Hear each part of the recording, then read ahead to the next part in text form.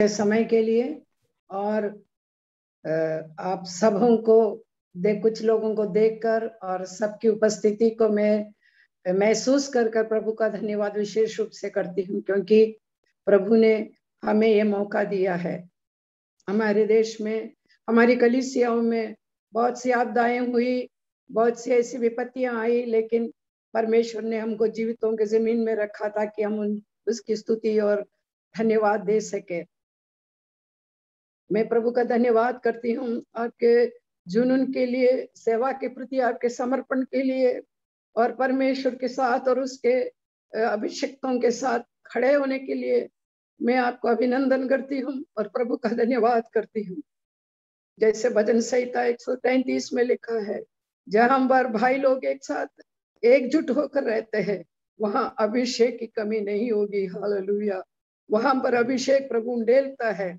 वो अभिषेक दूसरों तक, एक के बाद एक तक वो पहुंचता जाएगा। प्रभु का धन्यवाद हो। और मैं आपको आज सुबह सबसे पहले धन्यवाद देती हूँ, क्योंकि आप लोग सब ने मेरे लिए प्रार्थना किया और प्रभु ने मेरे जीवन को एक्सटेंड करके दिया, बोनस में दिया, इसलिए मैं प्रभु का धन्यवाद करती हूँ और आपके भी मैं आभारी हूँ। आज इस मध्याह्न समय में मैं आपके साथ कुछ बांटने के लिए मेरे दिल में जो बोझ है मैं आपके सामने रखूंगी। सबसे पहले मैं कहूँ, आप प्रभु में धन्य लोग हैं, क्योंकि प्रभु ने आपको चुना उसकी सेवकाई के लिए। पौलुस तीमुथियुस की पत्री में लिखता है, उसने मुझे विश्वास योग्य समझकर ये सेवा मुझको सौंपी। हालेलुया। प्रभु अपने ऊपर काउंट करता है और हम इसके लायक नहीं है। प्रभु तो स्वर्गदूतों से करा सकते, बड़े बड़े लोगों को चुन सकते हैं, लेकिन हमें चुना और हमें विश्वास योग्य समझकर प्रभु ने ये अवसर दिया हमको सेवा करने के लिए। और हम अपने आप को नम्र तो करना चाहिए, लेकिन यूं भी नहीं कि बिल्कुल क्या बोलना, नकारात्मक सोचकर या अपने कमियां अपन सामने रखकर पीछे नहीं हटना चाहिए, क्योंकि हमें जो वास करता पवित्र आत्मा वो सामर्थ्य है। हमारे साथ में जो है वो बहुत लोगों से, अत्यधिक धनवानों से, बलवानों से बढ़कर शक्तिमान है, क्षमता रखने वाला है। इसलिए उस पर नजर रख करके हम हर बात से हियाव रखना चाहिए और हियाव के साथ आगे बढ़ना चाहिए प्रभु के सेवा करने के लिए। और दूसरी बात, हम संसार की सेवा नहीं, परमेश्वर की सेवा करते हैं, तो हमें खुद में एक गौरव महसूस होना है, अहंकार नहीं, लेकिन प्रभु में गौरव महसूस करके इस सेवा को करना चाहिए। और इसके भी, उससे भी बढ़ करके बड़े जवाबदारी के साथ सेवा करना है, क्योंकि हम आत्माओं की सेवा करते हैं। शरीर की सेवा तो कुछ दिन के बाद खत्म हो जाएगा, लेकिन अनंत काल तक रहने वाली सेवा में हम जुटे हुए हैं। इसलिए हम परमेश्वर को धन्यवाद देकर पूरे शक्ति, पूरे समर्पण के साथ इस सेवा में लगना है। हमारी कमजोरी में देख करके कमजोरी को देख करके हमें सुकड़ना नहीं, हमारी क्षमताओं में सीमाओं को देख करके हमें संकोच नहीं करना है, परंतु परमेश्वर पर भरोसा रख करके आगे बढ़ना है। प्रियो, हम प्रभु तैयार है, हम जो मांगते हैं उसको पूरा करने के लिए, उसको देने के लिए प्रभु तैयार है। प्रभु की हुजूरी हमारे संग, हम अकेले नहीं, क्योंकि उसने कहा जहां जहां तू जाएगा वहां तेरी रक्षा करने के लिए मैं तुम्हारे संग रहूंगा। और हर दिन वो हमारे संग है। ये सामने रख करके हम आगे बढ़ेंगे तो हम प्रभु के सेवा में सफल होंगे और उसकी मर्जी को, उसके अनुग्रह के अनुसार हम उसको पूरा करते जाएंगे। आज मैं आपके सामने बांटने के लिए इब्रानियों की पत्री 13 अध्याय में से कुछ बिंदुओं को जो सेवकों के लिए वहां पर दिखाई देता है, वो वहां पर उस पर हम मनन करेंगे। और वहां पर कुछ बहुत ही अनिवार्य और बहुत ही खास बिंदु है सेवकों के लिए। वैसे इब्रानियों की पत्री जो है 13 अध्याय में विश्वासियों के लिए बहुत कुछ लिखा है वहां से, लेकिन चुन करके अगुओं को उसमें क्या क्या बातें विशेष ध्यान देने की है वो हम देखेंगे। सबसे पहले मैं 7 आए तो आपके सामने पढ़ना चाहती हूँ। इब्रानी 13 और उसका 7। जो तुम्हारे अगुए थे और जिन्होंने तुम्हें परमेश्वर का वचन सुनाया है, उन्हें स्मरण रखो और ध्यान से उनका चाल चलन का अंत देकर उनके विश्वास का अनुकरण करो। जी हाँ, यहाँ पर एक उपदेश विश्वासियों के लिए दिया है कि अगुओं का अनुकरण करो। तो मैं उस बात को और थोड़ा सा अपने पर लागू करके, अगुओं पर लागू करके मैं बताऊं तो ऐसा बोलूंगी कि हमें अगुवाई की सेवा सौंपी है, अगुवाई करना है लोगों की। हम साधारण लोगों के जैसे जीवन बिताएंगे तो काफी नहीं, हमको उनको देने लायक हमारे अंदर कुछ मसाला चाहिए। आत्मिकता हो, पवित्र आत्मा की भरपूरी और सामर्थ हो, दर्शन हो, विश्वास हो, वचन हो, इन सब कुछ में हमको वो चाहिए है। अगुवाई करने लायक हमारे पास क्षमता या सामर्थ होनी चाहिए। प्रियो, अच्छे अगुवे होते हैं तो जो है देश आनंदित होते हैं, कलीसिया बढ़ती है और समाज में शांति और समृद्धि होती है अच्छी अगुवाई के कारण। नीति वचन में लिखा है। तो कलीसिया में हम अगुओं के रूप में हैं तो हमें अगुवाई करना जरूरी है। किन किन बातों की हमें अगुवाई करें? भजन संहिता में हम बार बार देखते हैं, भजन संहिता 5 के 8 में लिखा है, तेरे नाम के निमित्त मुझ धार्मिकता में, धर्म के मार्ग लिखा है, लेकिन वहां धर्म शब्द जो है हिंदू धर्म, मुस्लिम धर्म, क्रिश्चियन धर्म ऐसा समझने लगता है, इसलिए मैं धार्मिकता शब्द को अधिक प्रयोग में लाना चाहती हूँ, वो और उचित रहेगा। वहां धार्मिकता के मार्ग में मेरी अगुवाई कर। प्रियो, हमारे विश्वासियों को कैसे चाल चलन चलना है, कैसे जीना है, जीवन शैली और उनके बातचीत की शैली और दैविक गुणों को उनके जीवन में उतारने की शैली हमें सिखाना पड़ेगा। ये शब्द से बढ़कर के हमारे जीवन इसका उदाहरण होगा तो सबसे बढ़िया होगा, वही होना चाहिए। क्योंकि पौलुस लिखता है कुरिन्थियों को, मैं तुम्हारे बीच में शब्दों के वो प्रबलता से नहीं, उसके सामर्थ्य से नहीं, लेकिन पवित्र आत्मा के सामर्थ्य से मैं तुम्हारे बीच में सेवा की। यानी पवित्र आत्मा के द्वारा दैविक गुणों के हमारे अंदर उतार कर हम उनके सामने जिए और चाल चलन चले, ताकि धर्म के मार्ग वो अपना सके, धार्मिकता के मार्ग में वे आगे बढ़ सके। हम धार्मिकता के याजक, हम धार्मिकता की ओर बढ़ने वाले लोग। संसार में दुष्टता और हर प्रकार की बुराई एक तरफ बढ़ती जा रही है, लेकिन परमेश्वर हमसे यह आग्रह करता है और दुनिया भी और कलीसिया भी आग्रह करता है, हम धार्मिकता में बढ़ते चले। प्रकाशित वाक्य में लिखा है, अब जो है पाप करने वाला और अधिक पाप करते जाए, लेकिन पवित्र अपने आप को और पवित्र बनाते जाए। प्रियो, हमारे जीवन प्रतिदिन का जीवन कल से बढ़कर के आज हमारे जीवन में धार्मिकता दिखाई दे और हमारे लोग उसको देख कर और हमसे सीख कर धार्मिकता समाज में उभर आने पाए। और अखबार में और चारों तरफ हम देखते हैं नाना प्रकार के पाप, अश्लीलता और नाना प्रकार की बुराई जब बढ़ती है, लेकिन परमेश्वर के लोग उनको पवित्र जीवन जी करके एक नमूना बन करके धार्मिकता में परमेश्वर के लोगों की अगुवाई करना है। और भजन संहिता 25:5 में लिखा है, सत्य में तेरे लोगों में मुझे ले चल। सत्य में, सत्य हमारे बातचीत सत्य हो, हमारे सोच सत्य के बारे में हो। सत्य वैसे प्रभु यीशु है, वो उस सत्य हमारे जीवन के अंदर ऐसा बस जाए कि हमको पूरा रूपांतरित करे और उसके गुण जो है हमारे अंदर से निकल जाए। हर बात में बात करने में सत्य, जीने में सत्य, हमारा विश्वास सत्य और हमारे जो जैसे हम कहते वैसे हम करें और कथनी करनी एक हो। इस प्रकार प्रभु की सेवा में हमको लोगों की अगुवाई करना है। उत्तरोत्तर आगे बढ़ने में अगुवाई करने, आत्मिक जीवन भजन संहिता 31:3 में लिखा है ना, उत्तरोत्तर उनको आगे बढ़ने में, तरक्की करने में उनको अगुवाई करनी है।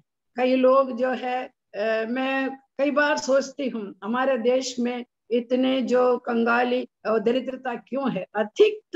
अधिकतर जो है लोगों के आलसीपन से, जैसे जीना है उनको जीना नहीं आता, इस कारण से दरिद्रता बढ़ती है। क्योंकि हमारा देश इतना सुंदर देश है, यहाँ के क्लाइमेट इतना अच्छा है, 12 महीने कुछ ना कुछ हमारे भूमि पर उपजता है, ऐसा देश कहीं नहीं है। लेकिन प्रभु ने हमको इतनी आशीष दी है, इस देश में रखा है, तो हमारे लोगों को उनका मेहनत करके, छोटी मोटी बात उनको आती नहीं, क्योंकि जो ये लोग सीखते आए हैं उसी के अनुसार आगे बढ़ते हैं। प्रभु के दासों को चाहिए कैसे भलाई और कैसे जो है आगे बढ़ना है, वो हम सीख सकते हैं। थोड़ा सा कृषि के टाइम पर, और थोड़ा सा गंदी मतलब खराब चीजों को ना खा के पौष्टिक आहार कैसे लेना है, और पौष्टिक आहार के लिए पैसा नहीं है तो अपने ही थोड़ा सा घर के आजू बाजू में कुछ वस्तुएं उगाकर आप जब मुझसे ज्यादा जानते हैं। इस प्रकार आगे बढ़ने के लिए, उन्नति में लाने के लिए लोगों को सिखाना है, हमको आगे ले चलने के लिए प्रभु की अगुवाई हमको चाहिए। एशिया में लिखा है, एशिया के 38:17 में, तुम्हें शुभ काम कैसे करना है और वो मैं सिखाऊंगा, और जिस मार्ग में तुम्हें चलना है मैं वो तुम्हें सिखाऊंगा। यानी विश्वासियों को किस मार्ग में चलना है उसकी अगुवाई करने के लिए हम सेवक लोग तैयार रहें, और इस प्रकार अगुवाई करेंगे, कलीसिया के लोग सुधर जाए, कलीसिया के लोग आत्मिक बनेंगे, कलीसिया के लोग तरक्की में आगे बढ़ेंगे, कलीसिया के लोग प्रभु पर भरोसा रखना और उसके वचन का पालन करना सीखेंगे प्रियो। तो ये प्रभु की महिमा होगी, लोगों की उन्नति उससे होगी। अगुवाई करना, सुसमाचार सुनाने के लिए अगुवाई करना, वचन सीखने में अगुवाई करना, ये सब आप अपने आप चुन लीजिए किन किन बातों में मेरे लोगों की अगुवाई मुझे करना है। और 7 आयत में एक और शब्द लिखा है, तुम्हें परमेश्वर का वचन वे सुनाए हैं, तुम्हारे अगुवाई, यानी वचन को सिखाना। वचन सिखाने के लिए हम बाध्य है, वचन उनको आता नहीं, वचन हमको सिखाना है। वचन पढ़ने के लिए उनको प्रेरित करना है। अच्छे किताबें पढ़ने वाले बच्चे हो तो कलीसिया में मंगा के उनको पढ़ने दीजिए, आजकल नेट में सब कुछ है। आप उनको प्रोत्साहित करिए परमेश्वर के वचन सीखने के लिए, और आप खुद भी सीखिए और लोगों को सिखाइए भी।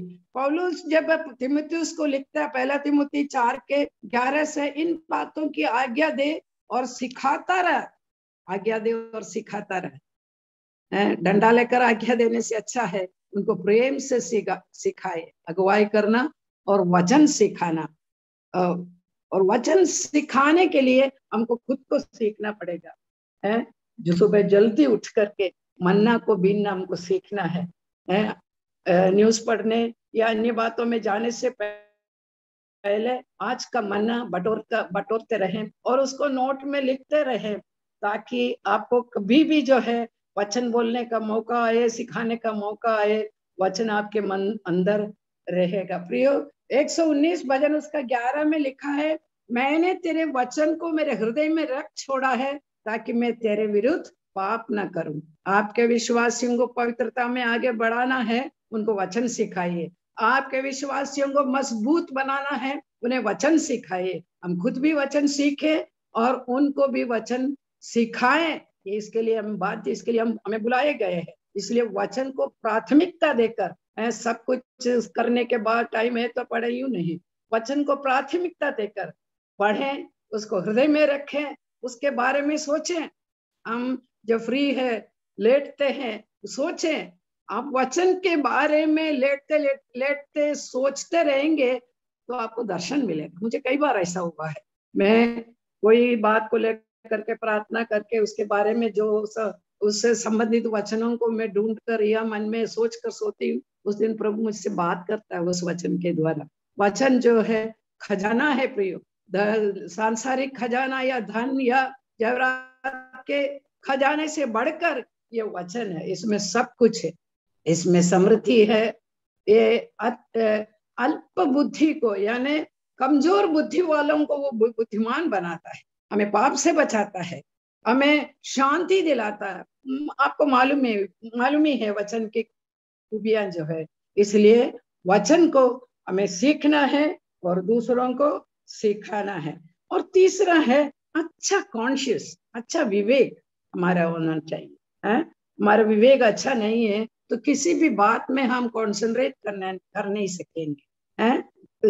हम ध्यान लगा नहीं पाएंगे, मन हमेशा भटकता रहेगा। इसलिए कि शुद्ध विवेक, शुद्ध मन प्रभु से पाना जरूरी है। शुद्ध विवेक के लिए शुद्ध जीवन शैली होना जरूरी है। और शुद्ध जीवन शैली के लिए हमें परमेश्वर के खिलाफ या वचन के खिलाफ या लोगों के खिलाफ कुछ नहीं होना, क्योंकि मनुष्य और परमेश्वर दोनों के सामने शुद्ध विवेक होना जरूरी है प्रियो। इसलिए ये हम ध्यान रखें, हमारे विवेक को ठेस पहुंचने लायक कोई भी काम में हम हाथ नहीं लगाए और कोई भी बात के डिस्कस हम करे नहीं। कोई बात को सुनने के लिए हमारे कान को भी हम ना दे।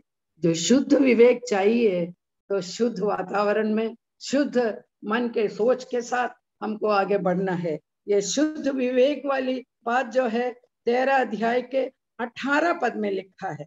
18 पद में यूं लिखा है, हमारे लिए प्रार्थना करते रहो क्योंकि हमें भरोसा है कि हमारा विवेक शुद्ध है। कितने कॉन्फिडेंस के साथ, कितने भरोसे के साथ पौलुस बोलता है हमारा विवेक शुद्ध है। हालेलुया। हमको भी ये कहते हुए हर दिन सोना है, प्रभु आज मेरा विवेक शुद्ध है। मैं प्रभु धन्यवाद, पवित्र आत्मा ने मेरी सहायता किया। शैतान के कोई भी षड्यंत्र में मैं पढ़ा नहीं। परीक्षा में मैं पास हो गया। इस प्रकार आप बोलकर धन्यवाद देकर अपने विवेक को शुद्ध रखो।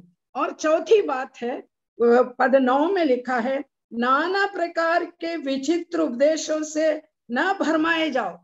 नाना प्रकार के यानी गलत उपदेश से दूर रहना। गलत उपदेश से दूर रहना तो सही उपदेश हमको क्या मालूम होना पड़ेगा। सही उपदेश क्या है मालूम नहीं है तो कोई भी आ जाओ उनके पीछे हम चले जाएंगे। आजकल बहुत से लोग बहुत सी बातों को लेके निकले हैं प्रियो। हम ध्यान रखें, खुद का भी ध्यान रखें, कलीसिया का भी ध्यान रखें, हमारे विश्वासी लोगों को वे आके भरमाने ना पाए। और खास करके कहीं कहीं प्रार्थना करने वाले विश्वासी मालूम पड़ने से वहां पहुंच जाते हैं गलत उपदेश वाले। मैं किसी का नाम लेना नहीं चाहती हूँ, लेकिन आपको अच्छे उपदेश का, खरे उपदेश का ज्ञान होना है। और ज्ञान होना है इतना ही नहीं, उसके अनुसार चलना है, अपने लोगों को सिखाना है। हम खाली जो थोड़ा बहुत वचन इधर से उधर से प्रचार किया इससे काम नहीं चलेगा। अच्छा उपदेश खरे, वही तब जाकर के हम अंत तक स्थिर खड़े पाएंगे। और गलत उपदेशों में जाने वाले जो है भवरों के बीच में उलझते रहेंगे। वो आज अच्छा लगेगा वहां गया और वहां से छूट के इधर गया, स्थिरता नहीं होगी। एशिया में लिखा है 26 में, जो स्थिर मानस वाला है उसने मुझ पर भरोसा रखा है, इसलिए मैं मुझे उससे पूर्ण शांति में संभालूं। हमारी शांति खत्म नहीं हो जाए, इसलिए हमको जो है साउंड डॉक्ट्रिन, खरा उपदेश हमारे पास होना चाहिए। और पांचवी बात है हमारे विश्वासियों के लिए, हमारे जो झुंड, हमें जो प्रभु ने झुंड दिया है उनके रखवाली करना है। वॉच फॉर योर सोल्स, हमारे आत्माओं के लिए हमको ध्यान रखना है। हमारे आत्माएं कैसे, खुद के और हमारे कलीसिया के, हमारे आत्माएं कैसे है, वे विश्वास में मजबूत है क्या, कहीं ढीला तो नहीं हो रहे, कहीं चिंतित तो नहीं किसी बात को लेके। उन तक पहुंच जाए। आजकल बहुत आसान है, फोन उठाए उनको बात करें, किस बात की चिंता है, हम प्रार्थना करेंगे, उनसे बात करें हैं, उन पर ध्यान रखें, उनके ऊपर पाप प्रभावी ना हो इसके लिए भी उनकी सहायता करें। क्योंकि गलातियों के पत्र में लिखा है निर्बलों को संभालो। कुछ लोग जो है जल्दी परीक्षा में पढ़ने वाले होते हैं, तो वह इसलिए पवित्र आत्मा बोलता है निर्बलों को संभालो, ऐसों को ज्यादा संगति दो, ऐसों से ज्यादा बात करो और उनको संभालो। हम खुद क्या है, इसमें जब दूसरों को संभालने वाली बात आती है तो हमको खुद को भी बहुत धीरज धरना पड़ेगा, बहुत क्षमा बर्दाश्त करना पड़ेगा, क्योंकि हमारी एक बात काफी है, अगला जो है वो मतलब और ज्यादा बिगड़ जाए। इसलिए अपने आप को संभाल कर दूसरों के लिए भी हम जो है उनका ध्यान रखें। किसी को विश्वास से छीनने न पाए। यीशु मसीह ने प्रार्थना किया यूहन्ना 17 में, हे पिता, तूने जो मेरे हाथ में दिए हैं इनको कोई छीनने नहीं छीनने दूंगा। यानी वो एक ढाढ़स, वो एक हिम्मत हमारे अंदर होना चाहिए कि हमारे पास जो विश्वासी प्रभु ने सौंपा है उसको कोई छीनकर शत्रु लेके न जाए और उनको कोई पाप में गिराने न पाए, उन पर कोई ऐसी चिंता बोझ है उनको दबाने न पाए। इसलिए उनके लिए चौकसी करो, उनके लिए मध्यस्थी प्रार्थना करो। छठी बात है लिव होनेस्टली, यानी बड़े ईमानदारी से जीवन बिताओ। वो विवेक के साथ जुड़ा हुआ है। 18 आयत में 17-18 आयत में 17 आयत में एक और विशेष बात मैं देखती हूँ, वहां लिखा है कि वो तुम्हारे लिए जागता रहता है, मानो उन्हें लेखा देना पड़ेगा। हो, हमें जो विश्वासी प्रभु ने दिए हैं, हमारे हाथ में जो आत्माएं प्रभु ने दिए हैं, उनके सामने, उनके लिए प्रभु के सामने हमको लेखा देना पड़ेगा। हालेलुया। तब जाकर के उनके लिए बराबर ध्यान रखकर प्रार्थना करके उनको संभालते हुए प्रभु के सामने सौंपना है। कुलोसियों की पत्री 1 अध्याय उसका लास्ट वर्ड द एंड लिखा है, हर एक मनुष्य को प्रभु के सामने सिद्ध उपस्थित करने की एक सेवा प्रभु ने हमको सौंपी। बपतिस्मा दिया, प्रार्थना किया, रोगी चंगे हो गए और वो दान दशमांश भी देते हैं, वहां तक नहीं, उनको सिद्ध बनाकर प्रभु की हुजूरी में उपस्थित करना है। प्रियो, उसके लिए जो कुछ करना है आप करिए। नहीं मालूम करना है तो आपके अगुओं को पूछिए कि मुझे क्या करना पड़ेगा। उनको सिद्ध करके प्रभु के सामने उपस्थित करने की सेवा प्रभु ने हमको सौंपी है। उसको हल्का ना जानिए और अच्छे चाल चलन के साथ नमूनेदार बन करके उनके लिए सेवा करिए। और 7वां है अकाउंटेबल, जवाबदार होना है, हमको जवाबदार। उसके लिए 17 आयत में फिर हम पढ़ते हैं 17 में, अपने अगुओं की आज्ञा मानो और उनके अधीन रहो, क्योंकि वे उनके समान तुम्हारे प्राणों के लिए जागते रहते हैं, जिन्हें लेखा देना पड़ेगा। यानी अकाउंटेबिलिटी, जिम्मेदारी, जवाबदेही हम है। हमको जो सेवा प्रभु ने दिया, चाहे वो कलीसिया चलाने का हो, चाहे वर्शिप करने का हो, चाहे गीत और आराधना का हो, चाहे समाज में सेवा करने का हो, चाहे प्रार्थना का हो, जो सेवा प्रभु ने दिया है उसके लिए हम जवाबदार है। जवाबदेही हमारे पास होना चाहिए। मौका मिला तो किया, नहीं तो नहीं, यूं नहीं। यदि ऑफिस जाने वाले 9 बजे पहुंचना तो 9 बजे पहुंचते। आज कल परसों के अखबार में मैंने पढ़ा कि हमारे पंचायत राज के अंदर ये निर्णय लिया कि देर से आए तो उनका टाइम कटेगा, और 4-5 दिन हो गया तो हाजिरी कट जाए। हम प्रभु के सन्मुख में एक टाइम टेबल बनाए, सबसे अच्छा है ये टाइम पर मेरे प्रार्थना का है। आपके प्रार्थना का समय यदि निश्चित हो, ये लोगों को मालूम हो जाए, तो दूसरे लोग भी आके जुड़ के आशीष पा सकते हैं। तो ये बातें मैं आपके सामने रख करके मैं रुक जाना चाहती हूँ, क्योंकि टाइम आगे जा रहा है। प्रियो, हम आज मैंने बोला ये 13 अध्याय में से अगुवाई करे, वचन सिखाए, शुद्ध विवेक रखे, खरे उपदेश का पालन करे और दूसरों को सिखाए। आत्माओं के लिए हम जागरूक रहें कि कोई उसको, उनके मन को कलंकित न करें, पाप में न गिराएं, पीछे न ले जाए, और एक ईमानदारी का जीवन बिताए, और हम जवाबदार विश्वास सेवक बने। ये प्रभु हमसे चाहता है। प्रभु आप सबों को आशीष दे। आप वचन को अच्छी तरह जानते हैं, जितने आप वचन जानते हैं उतने वचन को जीवन में लागू करने के लिए अनुग्रह मांगे। प्रभु आपके परिवारों को, आपके बच्चों को और आपकी कलीसिया को अधिक से अधिक आशीष दे और कलीसिया में उन्नति लाए। ये मेरी प्रार्थना है। प्रभु सबको आशीष दे।